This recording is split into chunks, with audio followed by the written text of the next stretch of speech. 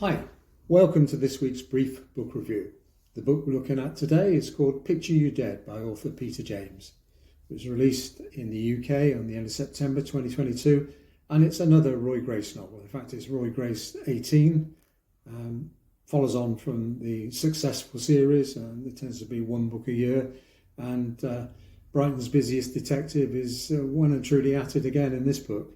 He's supported by some of the usual crew, his right-hand man, Detective Inspector Glenn Branson, who drives cars fast and it appears to be drives relationships into the ground even faster, and his oppo, Detective Sergeant Norman Potting, an old guy, a bit of a dinosaur, a politically incorrect guy, but one whose dogged detective work often pays off, and proof, as it were, of the old adage that there's many a good tune played on an old fiddle, something we should all remember.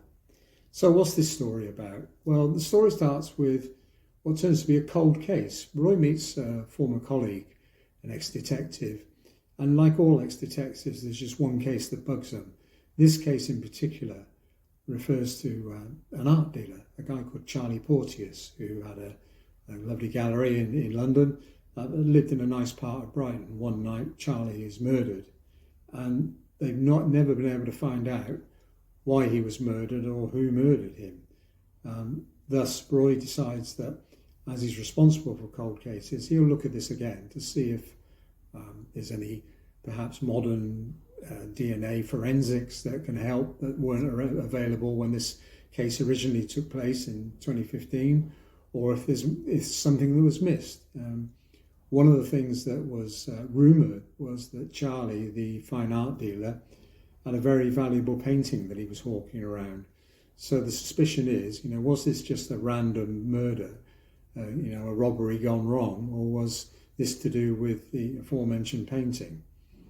Roy's also having to deal with personal problems. His son Bruno, who he only realised was his son 18 months ago, has died, has been run over. He's dealing with preparing for that funeral and dealing with those emotions as well. Meanwhile, on the other side of town, a couple, Harry and Freya Kipling, and we all know the old joke, do you like Kipling? I don't know, I've never kibbled. Well, Harry's a builder, Freya works at a school. They're at their local car boot sale, for our American viewers, a swap meet. And Harry sees an old painting. It's not a very nice painting, it's a picture of a very old woman, but he likes to look at the frame. He thinks there may be a few quid in buying the frame and reselling it. Pays 20 quid for the picture and the frame. Gets it home and notices that there appears to be this painting is on top of another painting. Tidies it up, sees the original, turns out it is another painting and it actually looks quite a nice painting. As it turns out, a TV programme called the Antiques Roadshow is soon to be in the Brighton area, where members of the public can take their valuables to be valued by an expert, and Harry and Freya dutifully do so when it arrives in town, and are told that, subject to confirmation, this painting could be worth a lot of money, because it's from the Fête Galante.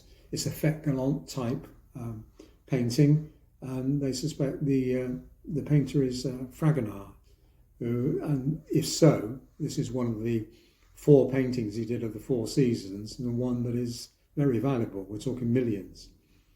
Harry and Freya are obviously very happy about this.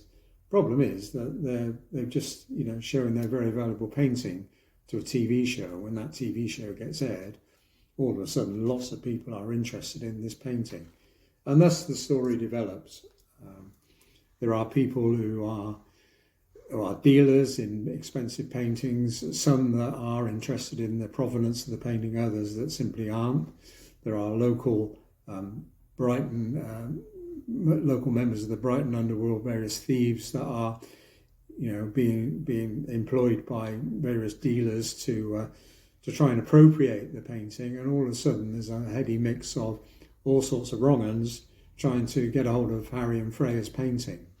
So that's how the story developed, and as the story develops, it becomes obvious that there is a relationship between some of the people involved trying to get hold of Harry and Freya's painting were involved with the original cold case of Charlie Porteous. And thus, Roy and his team are trying to look at both these cases and trying to find out where the confluence is, where they meet, and where the common denominators are in order to catch the culprits, for the Charlie Porteous murder, and also to try and sort out the wheat from the chaff with the various dealers that are trying to get hold of the painting, which has now been copied, and nobody seems to know whether it's the copy of the original that they've got. So a very interesting, a very twisty thriller.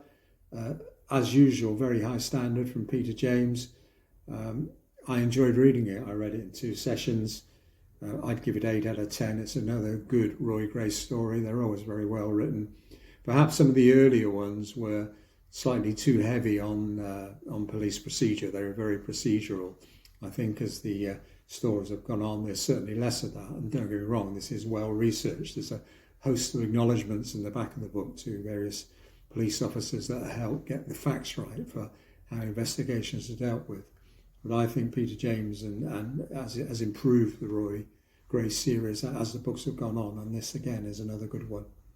So that's it for today. As usual, there are some maps in the front of the book for non-UK readers, with a map of Sussex and a map of Brighton to help people that aren't from the UK identify some of the scenes. There's also a list of police various grades at the back. Police grades? Police ranks, from police constable to chief constable, to help non-UK viewers understand the hierarchy and the structure that are mentioned during the books. So again, good read, worth a read. That's it for today's brief book review. 10/10 till we do it again. Thanks for watching. Bye.